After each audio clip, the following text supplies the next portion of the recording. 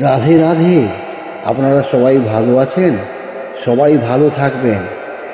এখন আমি গুরু পূর্ণিমা বিষয়ে কিছু বলবো। প্রথমে বন্দনা করি শ্রীগুরুর চরণ, যাহার কৃপায় মিলে কৃষ্ণ প্রেমধন। গুরু পূর্ণিমা একটি বৈদিক কথা, যাহার মাধ্যমে শিষ্য তার গুরুকে শ্রদ্ধা প্রদর্শন করে। তাহাকে উপলব্ধি করিয়া শিষ্যগণ গুরু পূর্ণিমা উদযাপন করে। প্রাচীন আর্য সমাজে গুরুর স্থান কতটা গুরুত্বপূর্ণ ছিল তা বোঝা যায় যখন গুরু শিষ্য পরস্পরকে সম্মানিত করতে একটি পূর্ণ দিন উৎসর্গ করে থাকে। সেই সময়কার অন্য কোনো সম্পর্ক এত গুরুত্ব পেত না।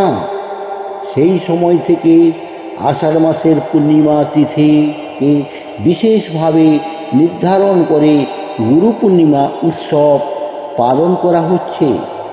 গু শব্দের অর্থ হল অন্ধকার, রু শব্দের অর্থ হল আলো। যিনি অন্ধকার থেকে আলোর পথে নিয়ে যান, বা যিনি অজ্ঞানরূপ অন্ধকার থেকে জ্ঞানরূপ আলোর মাধ্যমে আমাদের মনের সব সংশয় সন্দেহ দূর করেন, নতুন পথের দিশা দেখান, শিষ্যকে কৃপা করে সেই আনন্দে ভাসে শিষ্য প্রেমের সাগরে। তমসা থেকে জ্যোতির্ময়ের পথে চালিত করেন গুরু। শিষ্য সেই শক্তিতে আনন্দময়কে লাভ করে প্রেমানন্দময় জগতে অতি সহজে প্রবেশ করতে পারে। ভগবানের প্রিয় প্রতিনিধি হলেন গুরুদেব। তাই মহাজনগণ বলেছেন, গুরুর সাধনালব্ধ শক্তি এতই প্রবল যে স্বয়ং ভগবানও কোনো কোনো সময় স্তব্ধ হয়ে যান।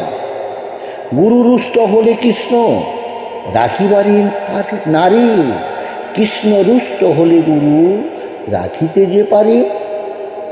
এমন একটা সময় আসে যখন গুরু এবং ঈশ্বর দুজনের সামনে দাঁড়িয়ে আছেন। তখন আমরা প্রথমে কার চরণে প্রণতি জ্ঞাপন করব ভেবে পথ পাই না। তাই বলি, যিনি মোদের কৃপা করে ঈশ্বরকে দেখিয়েছেন, তার চরণে আগে করতে হবে প্রণাম। ইহাই শাস্ত্রে বলেছেন।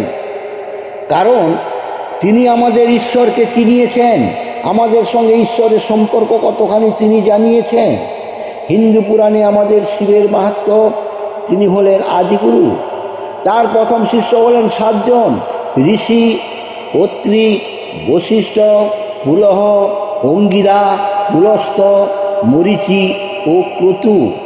এই তিথিতে এই 7 জনে শিব মহাজ্ঞান প্রদান করেন।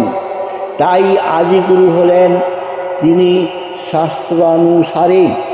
তাই এই তিথি হল গুরু পূর্ণিমা। আবার বৌদ্ধ ধর্মেও গুরু পূর্ণিমার গুরুত্ব অসীম। গৌতম বুদ্ধ বোধি জ্ঞান লাভের পরে আষাঢ় মাসের পূর্ণিমা তিথিতে প্রথম উপদেশ দেন। এই উৎসবটি উত্তরপ্রদেশের সারনাথেও বিশেষ আড়ম্বর উপলব্ধি উদ্দীপনার সঙ্গে পালিত হয়। মহারিষি বেদব্যাসের জন্মতিথি হিসাবে এই গুরু পূর্ণিমা তিথিকে মানা হয়। ব্যাসদেবের পিতা পরাশর মুনি এবং মৎস্যগন্ধা সত্যবতীর সন্তান জন্মের পরে তাকে পরিত্যাগ করে জন্মদাত্রী সত্যবতী। সেই সন্তান হল ব্যাসদেব। মহারিষিতে পরিণত হয়, 4 বেদ বিভাজন করে 18টি পুরাণ রচনা করেন। ইহা ছাড়াও মহাভারত ও শ্রীমদ্ ভাগবত রচনা করেন। এই শুভদা পূর্ণিমা তিথিতে তিনি জন্মগ্রহণ করেন। এই জন্য এই তিথিটিকে এক মহান ব্যক্তিকে জগৎবাসী লাভ করেছেন। সেই উদ্দেশ্যে তাহাকে শ্রীগুরু হিসাবে শ্রদ্ধা জ্ঞাপন করা হয়ে থাকে। তিনি ব্রহ্মা, তিনি বিষ্ণু, তিনি হন মহেশ্বর। তাহার কৃপায় মোরা লাভ করি যে ঈশ্বর। অর্থাৎ গুরুই আমাদের সৃষ্টি স্থিতিলয়ের জ্ঞান বা পরম ব্রহ্মজ্ঞান দান করেন, সেই গুরুর উদ্দেশ্যে আমরা প্রণাম জানাই। গুরু ব্রহ্মা, গুরু বিষ্ণু, গুরুদেব মহেশ্বর, গুরুরেব পরম ব্রহ্ম, তস্मै শ্রী গুরুবে নমঃ। তাই কলিযুগ পাবন অবতারী শ্রীমন মহাপ্রভু সদ্গুরুর আশ্রয় গ্রহণ করিতে উপদেশ দিয়ে গেছেন। বিষয় কামনা যাহার মধ্যে নাহি কভু রয়, সেই গুরুর চরণে তোমরা নিয়োগ আশ্রয়। সদ্গুরুর সান্নিধ্যে গেলে মন শুদ্ধি হইবে, জাগতিক বন্ধন থেকে মুক্ত হইতে পারিবে, তবেই শিষ্য পবিত্র জীবন যাপন করিতে পারিবে এবং জাগতিক ভোগ বাসনার মোহমায়ার বন্ধন থেকে মুক্ত হয়ে পারমার্থিক জগতে প্রবেশের পথ সুগম হইবে।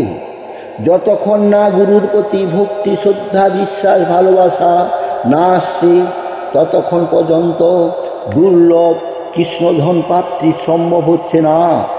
তাই চৈতন্য চরিতামৃতে বলেছেন, কিবা বিপ্র কিবা নাসি, শূদ্র কেন নয়, সেই কৃষ্ণ তত্ত্ববেত্তা, যেই কৃষ্ণ তত্ত্ববেত্তা সেই গুরু হয়। যিনি সদ্গুরু, তার কোনো আকাঙ্ক্ষা বিষয় কামনা থাকবে না। যার সান্নিধ্যে এলে মন শুদ্ধ হয়, সেই গুরু যে পথে চলে, সেই পথে চলিলে শিষ্যের পরমাগতি লাভ হয়। অজ্ঞান তিমিরান্ধস্য জ্ঞানাঞ্জন শলাকয়া চক্ষুর্মিলিতং যেন তস্मै শ্রী গুরবে নমঃ। অজ্ঞান তিমিরে আচ্ছন্ন ব্যক্তির চক্ষুকে যিনি জ্ঞানরূপ শলাকা দ্বারা উন্মোচিত করেন, তিনি হলেন গুরু। গুরু পূর্ণিমা বিশেষত এই পবিত্র তিথিতে ভক্তরা তাদের নিজ নিজ গুরুদেবকে শ্রদ্ধা জ্ঞাপন করে থাকেন। গুরু পূর্ণিমাকে ব্যাস পূর্ণিমাও বলা হয়, কারণ এই তিথিতে ব্যাসদেব জন্মগ্রহণ করেছিলেন। তাই ব্যাসদেবের জন্মতিথিকে গুরু পূর্ণিমা বলা হয়। বিশেষত পরম পুরুষোত্তম ভগবান শ্রীকৃষ্ণ গুরু, তিনি সর্বত্র বিরাজমান, তিনি সব সময়ে সকলের অন্তরে রয়েছেন। তাই জাগতিক গুরুর মাধ্যমে পারমার্থিক গুরুর সঙ্গে আমাদের সাক্ষাৎ হয়। আমাদের চলার পথের পথ নির্দেশককে বিশ্বাস ও ভক্তি দ্বারা গ্রহণ করিতে পারিলে তবেই চরম লক্ষ্যে পৌঁছানো সম্ভব হইবে। কৌতূহল চরিতার্থ করবার জন্য দীক্ষা নেব, মন্ত্র নেব, এরূপ ভাবনা যেন না হয়। গুরু যাহা বলে শুনো দিয়া মন, নিষ্ঠা ভক্তি থাকিলে তবেই মিলিবে রতন। উদ্ধত্ত মনে কভু ভজন না হয়, শ্রদ্ধা ভক্তির মাধ্যমে প্রেম উপজয়। শ্রীগুরুর শ্রীচরণে রেখো সদামতি, তবে পাইলে পাইতে পারো উত্তমাগতি। বাস্তবে আমরা গুরুকে যাহা কিছু দান করি, শ্রী গুরুদেব গোবিন্দকে সকল কিছু দেন অর্পণ করি। তাই শাস্ত্রে বলে, গুরুর মহিমা কভু সহজে বোঝা নাহি যায়, বিনয় পবিত্রতা মনোভাব থাকিলে গুরু সঙ্গ পরে উপলব্ধি হয়। শ্রীগুরুর শ্রীচরণ হৃদে করিয়া প্রার্থনা করি, হে আমি এ অধম দাস। এই আপনারা গুরু পূর্ণিমার সম্বন্ধে সংক্ষিপ্ত কিছু শ্রবণ করলেন। হরে কৃষ্ণ কৃষ্ণ কৃষ্ণ হরে হরে, হরে রাম রাম রাম হরে হরে।